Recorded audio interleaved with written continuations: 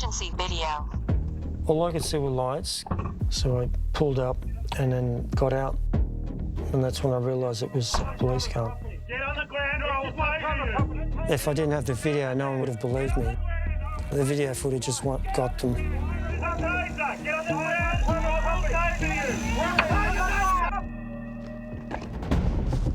Tasers were sold as a way to stop dangerous police encounters without taking a life. It's like getting hit with a lightning bolt up your bum. Today, they're carried by police officers in every state and territory in Australia. But they're being used in situations they were never intended for. Do you think your mum was a threat that night? She couldn't have been a threat to anyone if she wanted to.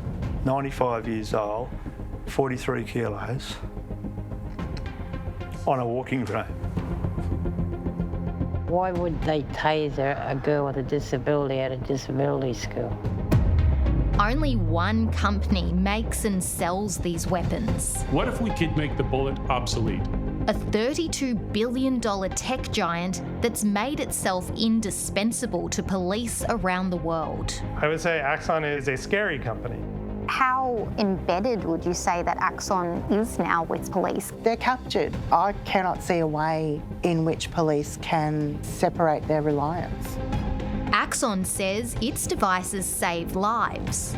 But when something goes wrong after someone is tasered, who really decides what happened? I think I was lobbied. I felt like I was being bullied. They answer to the Church of Taser.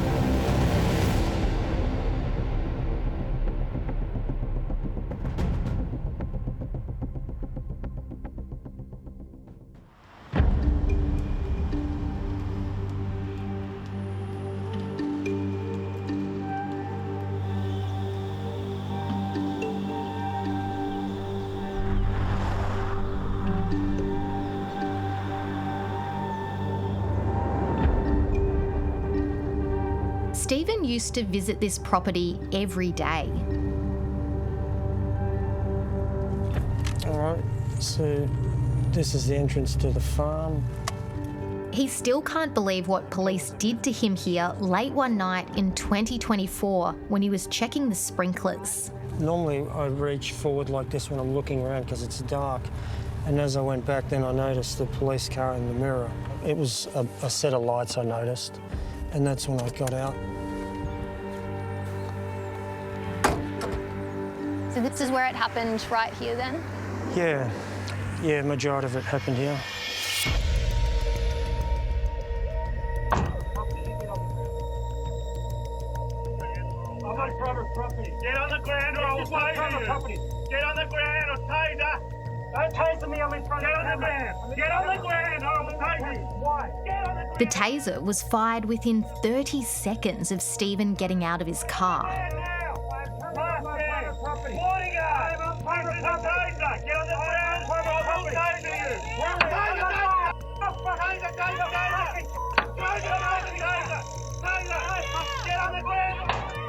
He was shocked multiple times and capsicum sprayed.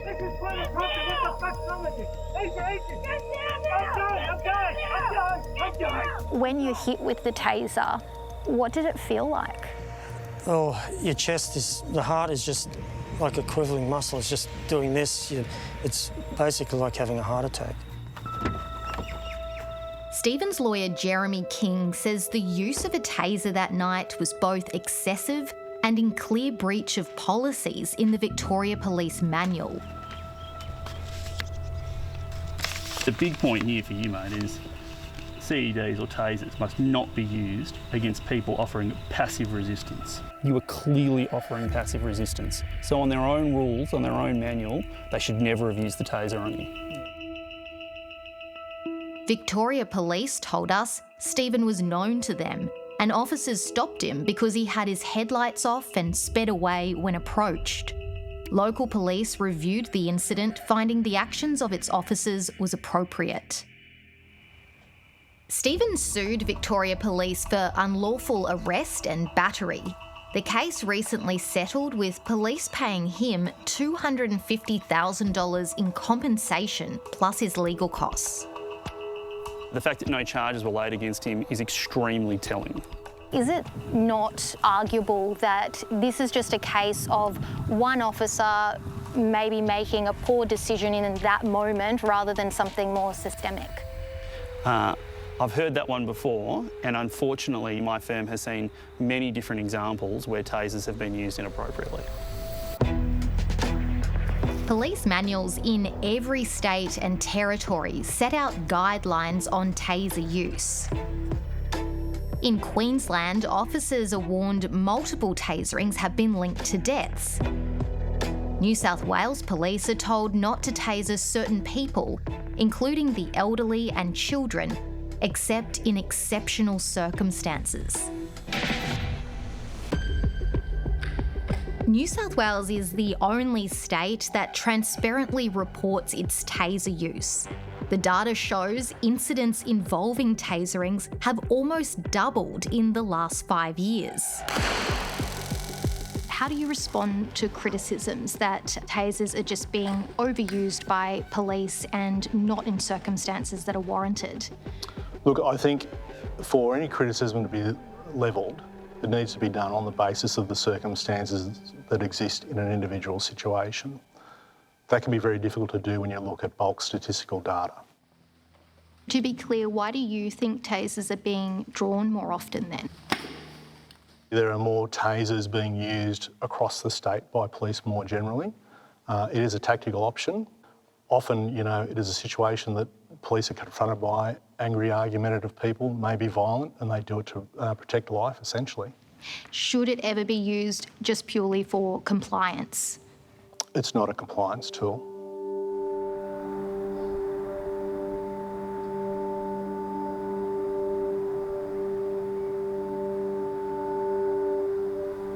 In the past 2 decades, 18 people in Australia have died following a police incident involving tasers. There were 6 deaths in the past 5 years alone. One of those was 95-year-old Clare Nowland. She was agitated. She couldn't comprehend what was the situation. I mean, she wouldn't know what a taser was. New South Wales police officer Christian White and his colleague had arrived at a nursing home to search for the great-grandmother, who was holding a steak knife and hiding out of sight. After finding her inside a room, White drew his taser. It took less than a minute for him to mutter 3 words, "Nah, bugger it," before he discharged the weapon. While he's been sacked and convicted of manslaughter, Clare Nowland's family still has questions they want New South Wales police to address. What has the last few years been like for your family? Oh, it's hard to explain. Yeah. Yeah, that's all right. Yeah. Sorry. Yeah. It's been very horrific, I mean, to go through what we've gone, and we still toss and turn to this very day, asking us, why did this happen, There were so many solutions for it to be de-escalated, How can I help you sort this out? And what's happening here? New South Wales police officers undergo mandatory taser training every year. I don't want you to come in. This is a warning that taser will be deployed. I need you to comply with my directions.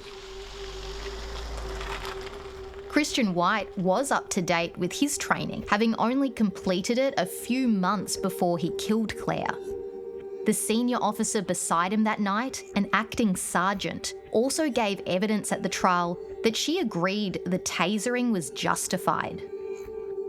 I still can't understand why either of them would think that their actions were appropriate, It was a gutless action and an inhumane action. Turn around, do that now. After Clare's death, New South Wales Police reviewed its taser policy, but found it wasn't necessary to make any changes, a matter which will likely be considered at an upcoming inquest. Obviously, because Mrs. Nowland's matter will be before the coroner very shortly, and it's therefore not appropriate that we comment on that. Do you feel confident that there are no gaps in the training that you're offering officers? Look, I believe the training is first class. The training certainly reflects what the policy and legislation is, and I'm quite confident in the training that we deliver.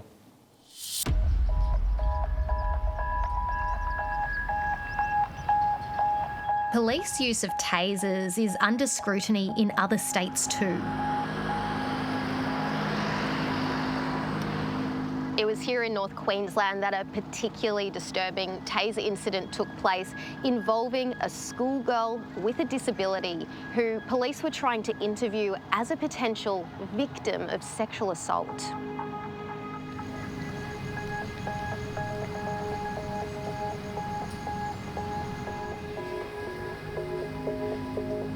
This is Tijuana McLennan. She lives with an intellectual disability, cerebral palsy, epilepsy, visual impairment, and paralysis of her right hand.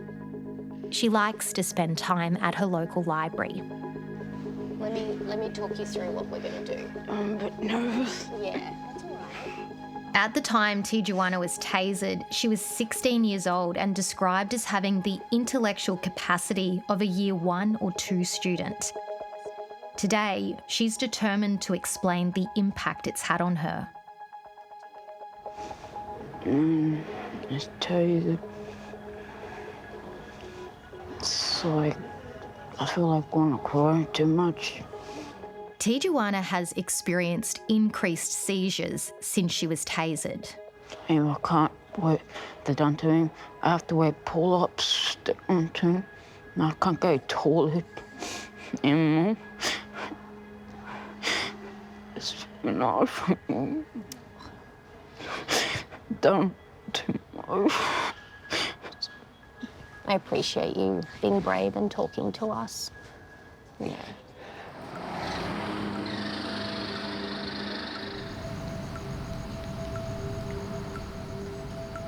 For 6 years now, her family's been trying to hold Queensland Police accountable. It was February 2020 when 2 officers investigating allegations Tijuana had been abused arrived at her school to interview her. Her mum, Robin, says she instantly felt overwhelmed. They went up there to ask her questions and she didn't want to answer them. She told them she didn't want to talk to them. That's what set her off. Outside, Tijuana picked up a plastic cricket bat and was hitting things before staff started calming her down. So it was when Tijuana went into a room and tried to close the door behind her that police drew the taser. The officer apparently said that he feared she was going to pick up a knife or something. That's when she was tasered.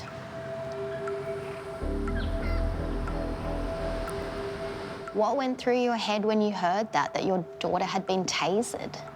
I got really upset because I was thinking, why would they taser a girl with a disability at a disability school? Tijuana's family has sued Queensland Police. They didn't respond to our questions.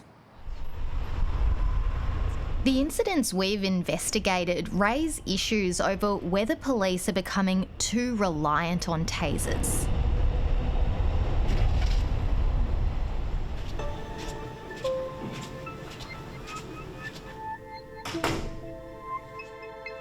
The more tools that police have, the less they rely on good old-fashioned policing skills, like using your voice, like negotiation, and tasers simply put the emphasis on coercion so much that it degrades good quality policing. Criminologist Dr. Emma Ryan has spent her career researching tasers, which were first introduced to Australia more than 20 years ago, mostly as a way to stop police shootings. Firearms deaths have not decreased since tasers have been introduced. Mission creep is what I have observed occurring. So if a police officer pulled a firearm out in a lot of the cases that we see around tasers, we'd be living in the Wild West, basically.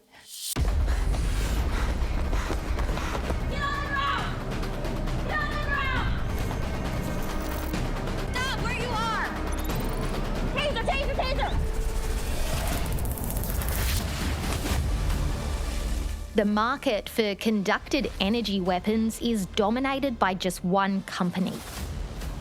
It's a $32 billion tech giant, whose CEO takes home a bigger pay packet than the boss of Apple. I believe we're approaching the end of war and the end of killing as an acceptable aspect of human society. I think a world without the taser weapon is one that is far more dangerous than the one we live in. I'll just show you here. Oh, you've got an old one here? Or is this a model? It's a demo. Oh, yeah. Oh, it's like a laser. Yeah. The company captured the Australian market through a retired special operations cop from Melbourne. And you might say to someone, that's aware of what they're doing, just say, have a look at your chest. If that was a real... Meet George Haitley. Yeah. So I'm going to put 50,000 volts there. In George, the company found a fearless ally and the ultimate salesman. Red George is on the count of 3.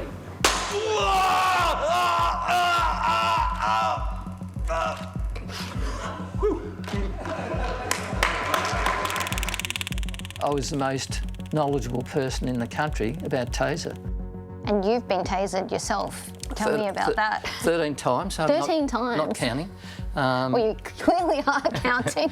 Yeah, you don't. You can remember every one of them, but it's quite painful. Yeah, because be real with me. What does it really feel like? I've obviously never been tasered. What's the sensation? Well, to the police, in a room full of police, I said it's like getting hit with a lightning bolt up your bum. It's just, just frightening pain and severe shock of, something like that. And that's what you want for pain compliancy, for sure, a deterrent. And the message goes through the community, a criminal community, that, hey, don't muck around. If they say we're going to tase you, give up, put your hands up. Please welcome CEO and founder of Axon, Rick Smith. George's unrelenting passion for taser is nothing compared to Axon's leader. Thank you, everybody. Rick Smith is a zealot. He is a taser zealot. Zero in on target, take off the safety, and fire. Heavens. Rick Smith took an invention from the 1970s that never took off and revolutionised the technology.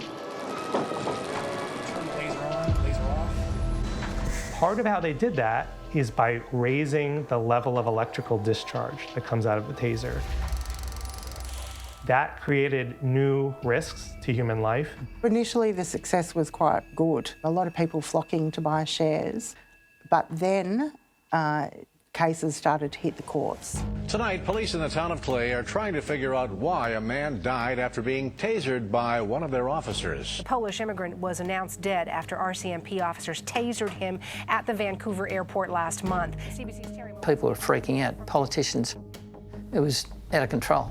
Don't tase me, bro! Don't tase me!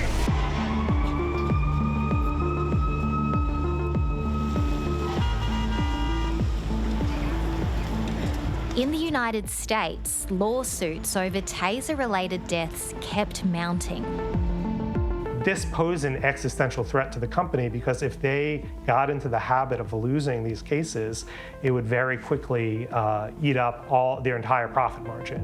In the early days, how did the company set up what research scientist Justin Feldman describes as a product defense strategy to counter litigation and negative publicity?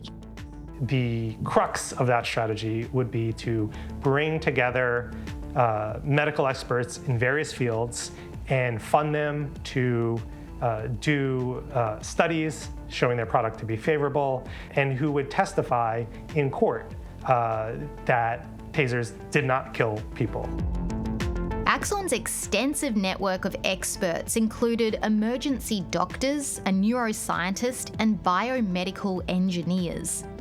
Some of them owned shares in the company or sat on the board, all the while publishing studies and telling police tasers were safe.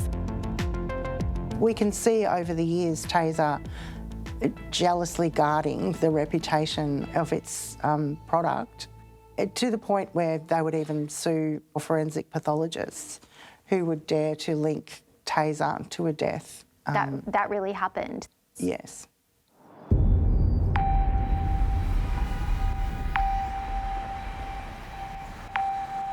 Very few scientists have publicly disputed Axon's safety claims. As a young doctor, cardiologist Xian Seng was quoted in the media warning that tasers could stop the heart if deployed directly to the chest. Unbeknownst to me, I think the first cardiologist to say such a connection could occur. Taser contacted me immediately and asked if they could have a conversation with me. Did I really think it's lethal? Would you reconsider your statements? And that escalated actually to the point where they offered, me to visit their company and offered me grant money actually. He turned down their offer and instead did his own independent research on sudden deaths in police custody before and after tasers were introduced. And what we found surprised us, that in the first year after taser deployment, there was a 6-fold increase in sudden deaths. They really didn't like that study, and they went to the lengths of taking us to federal court to try to compel the release of all of our research documents to attack our study. And thankfully, a judge refused that order. 16 years later, I've not seen any study that has refuted our study results. Yeah.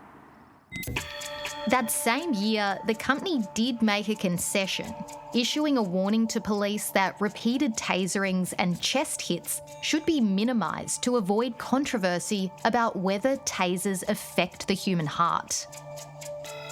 Police customers were so concerned that CEO Rick Smith held a conference call to reassure them. I want to start by addressing a couple of the questions we've been receiving over email. The first one is, are chest hits with the taser dangerous? And the answer to that is definitively no. But the real sort of biggest reason here in my mind is risk management and avoiding the controversy. They weren't really conceding lethality. They were saying, do that to avoid lawsuits.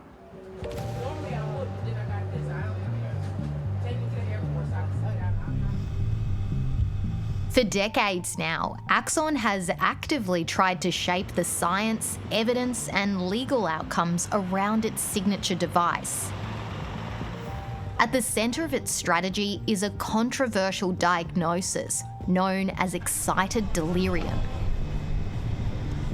The term excited delirium first rose to prominence here in Miami during the 1980s when the city was in the midst of the cocaine boom. Excited delirium is a theory about how people die in police custody. It starts with a true reality, which is that there are people in the world who are in states of acute mental health crisis. Often that involves drugs like cocaine. Sometimes these individuals act aggressively. Often these individuals have high body temperature. The leap that they make is to go from those genuine symptoms to saying that those were the cause of death. Excited delirium has been rejected by medical and psychiatry groups. The World Health Organization has never recognised it. Yet the company has pushed it as the cause of death in taser incidents. And they really developed a rapid response plan that would follow any news story of a death related to tasers, where they would intervene.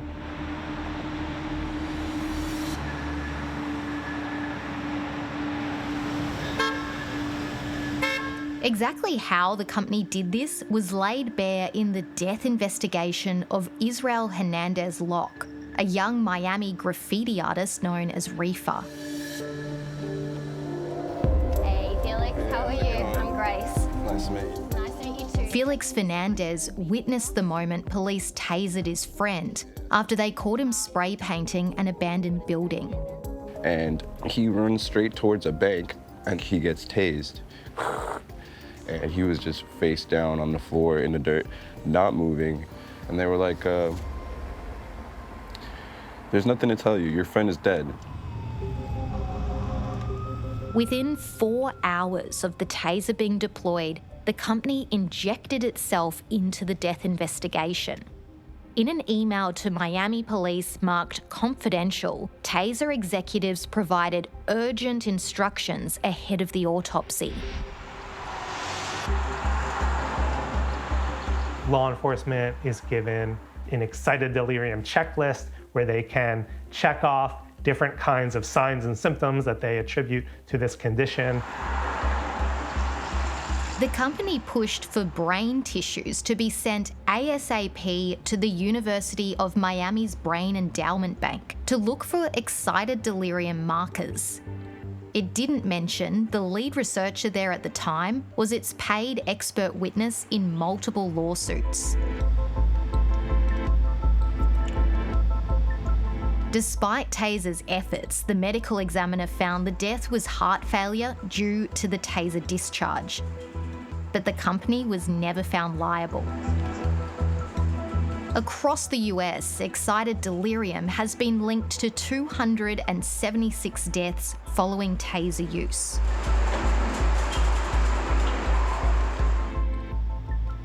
Death investigations are supposed to be neutral, medical and scientific processes.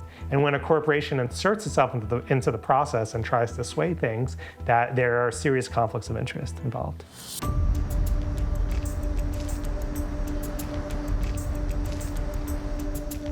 You might be thinking at this point, well, that wouldn't happen in Australia, where our coronial system that investigates deaths is just too robust.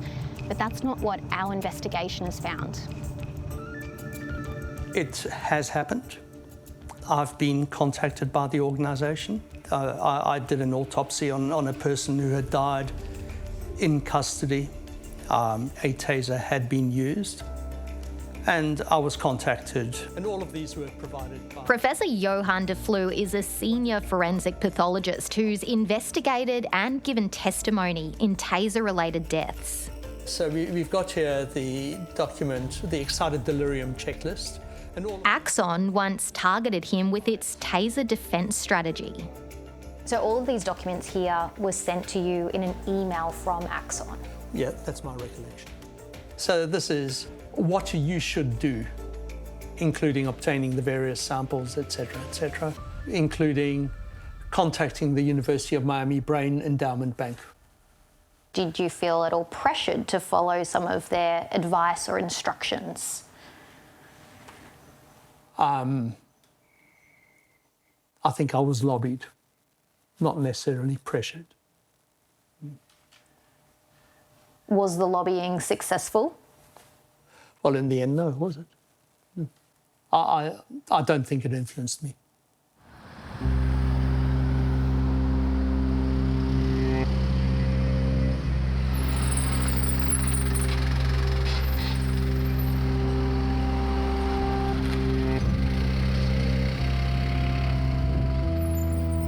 We've found Axon's key defence, excited delirium, has found traction in other cases here.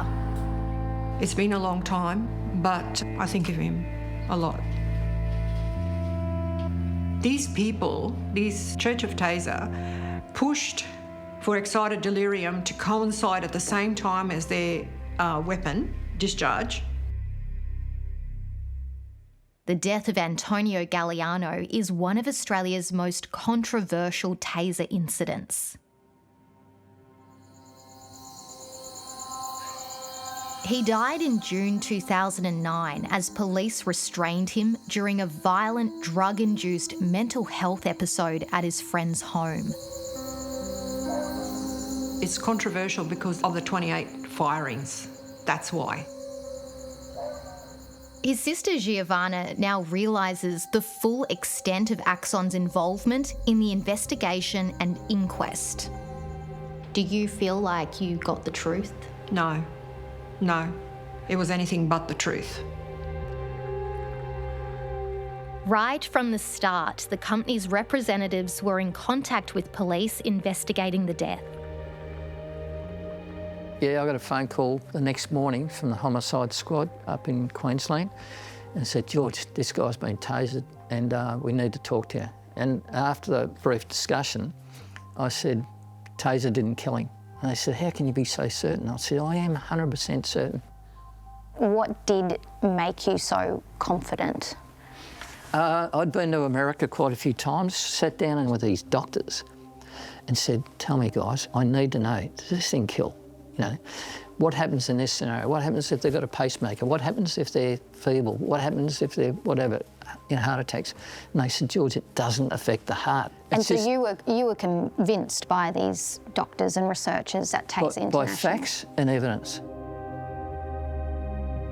We've examined the coronial files and discovered Taser's own experts and their research feature heavily in this case, including references in the pathologist's autopsy findings. He found that my brother died of excited delirium. That was the first time I'd ever heard of it.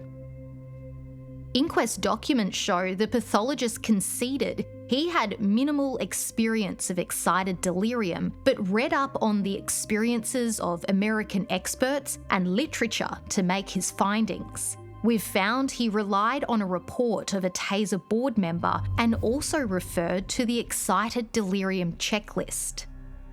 Taser's got their fingers in it at every turn, so it becomes almost impossible to, you know, disaggregate the truth from the propaganda.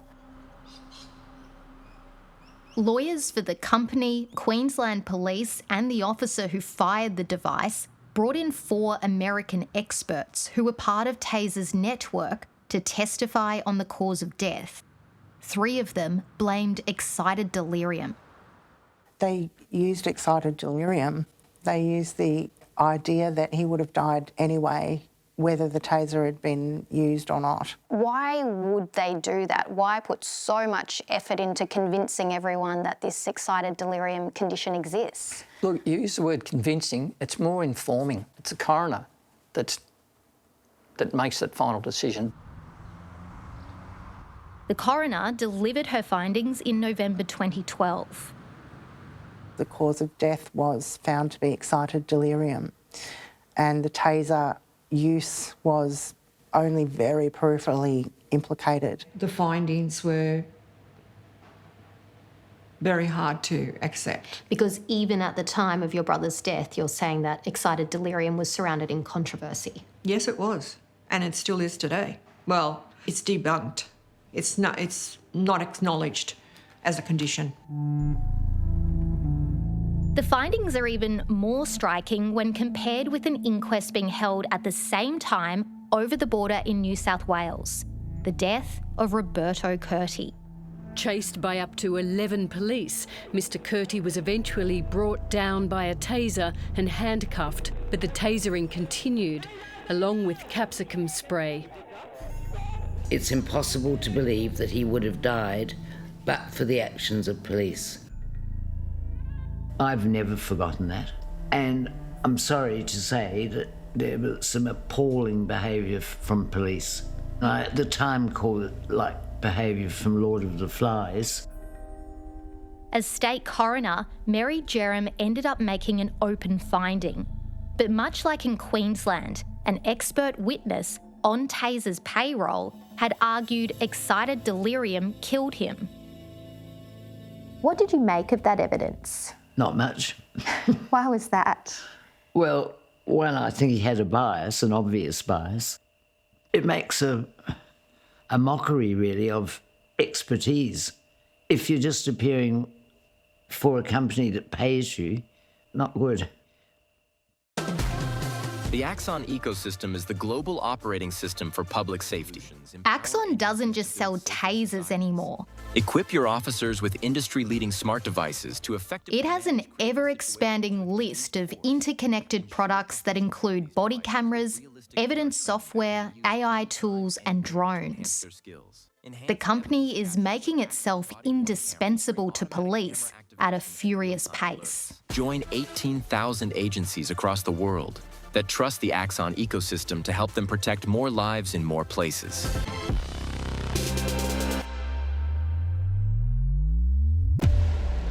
Australian police are big customers. We've found more than $300 million in Axon contracts for body-worn cameras, tasers and other products. Victoria is rolling out 10,000 Taser 7s to frontline police. And Queensland has recently signed a $47 million contract for more than 6,000 Taser 10s.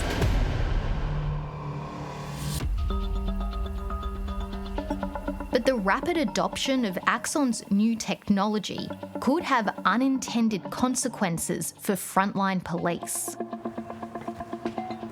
We've been contacted by a hacker who's discovered a major vulnerability in Bluetooth technology in Axon devices that he says is putting police lives at risk.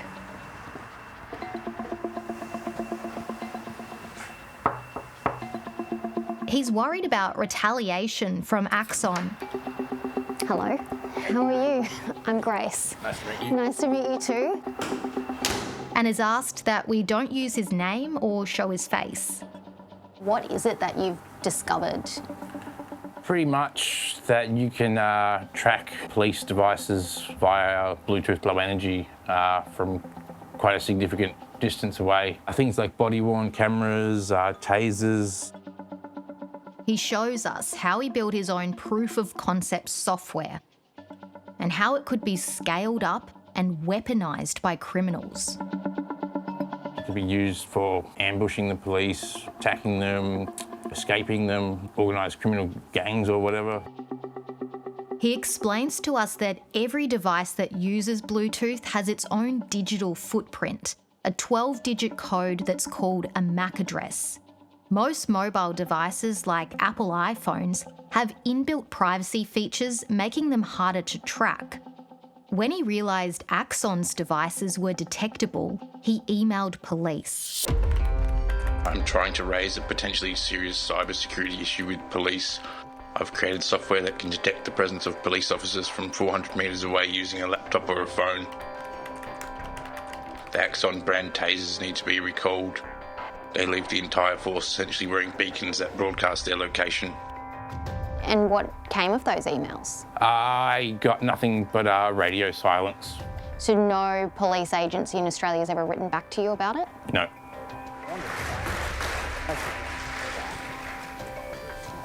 All right, thanks for having us.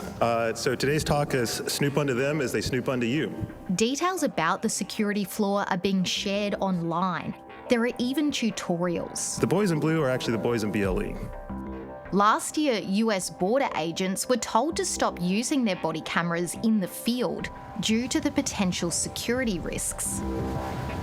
This is like quite an open secret, basically. There are already police tracking apps available publicly. The hacker downloads one to show us how it works. So the app will start alerting us to the fact that a police officer's nearby. Yeah, it'll start alarming. You get a notification and it'll probably start beeping.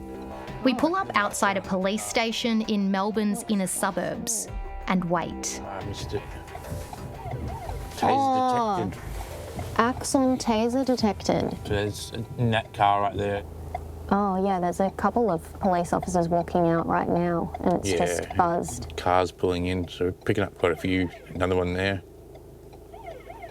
Got 1, 2, 3, 4, 5, 6, 7, 8, 9, 10 tasers that were picked up in the last couple of minutes. Our investigations discovered Victoria Police did receive the hacker's email back in 2024. The issue was assessed internally, with the risk found to be very real, especially for officers undercover, in tactical units, or who take their Axon devices home. We know police executives were told to act, but dismissed the advice. Victoria Police refuse to confirm whether its officers have ever been directly told they can be tracked while wearing their Axon tasers and cameras. A spokesperson said it hasn't had any issues with unauthorised tracking of tasers or body-worn cameras over Bluetooth, and that it had gone to Axon for security advice. Four Corners went to all policing agencies about the flaw, but they refused to confirm if any steps had been taken to protect the safety of their officers. Why wouldn't Axon just fix it? You would need to design a brand new device and basically replace probably most of their products with newly designed products that actually meet the specifications of Bluetooth. Buried within its website, Axon itself acknowledges the vulnerability to its Bluetooth products, warning operational security considerations should be made where detection may result in unintended outcomes. How embedded would you say that Axon is now with police? Oh, hugely. They're captured.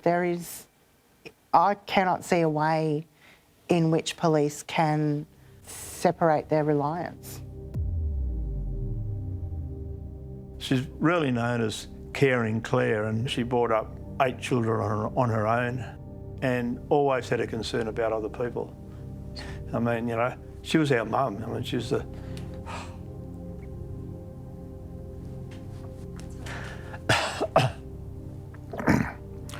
I mean, she was the best mum in the world, and, you know, like, she was there for us every day. So... Tasers were meant to be a safer way for police to stop dangerous situations without taking a life. But after more than 2 decades of use in Australia, people are still dying. And others are seriously affected when tasers are used in situations they were never intended for. In Australia, not a single death has ever been solely attributed to the use of a taser. But our examination of 18 deaths shows the role of the device is often contested and not clearly understood.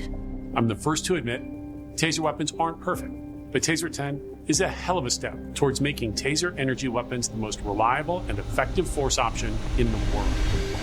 Axon maintains its signature product saves lives and that its research supports that.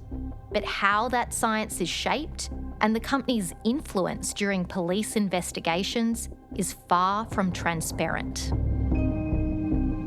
Taser are the most researched weapon in history. But researched by the company, I suppose. No, by the media, by everyone. Most analysed, researched, and Taser are very focused on making sure decision makers get all information. For Clare Nowland's family, they're hopeful an upcoming inquest may address key issues about Taser policies and training. Do you feel like you still want some kind of reassurance from New South Wales Police that this was a one-off cop, that this isn't going to happen with other officers as well? I mean, the only way that's going to happen is if they, number one, better training, and number two, change something in the policy. I'm sure that they have some really pressure situations. They have to make that decision instantly, you know.